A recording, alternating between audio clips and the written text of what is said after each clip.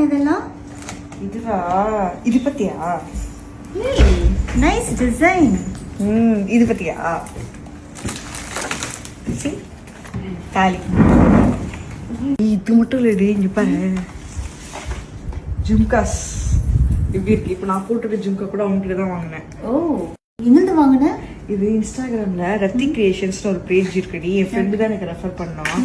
அவங்க கிட்ட இந்த மாதிரி கலெக்ஷன்ஸ் நிறைய இருக்கு. இங்க பாரு, அட்டிக்கு பாரு. அண்ட் குவாலிட்டியே சூப்பரா இருக்கு.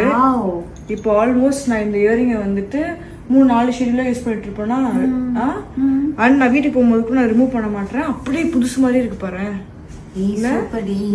நானும் போய் அவங்ககிட்ட ஒரு ஆர்டர் போட்டுறேன்.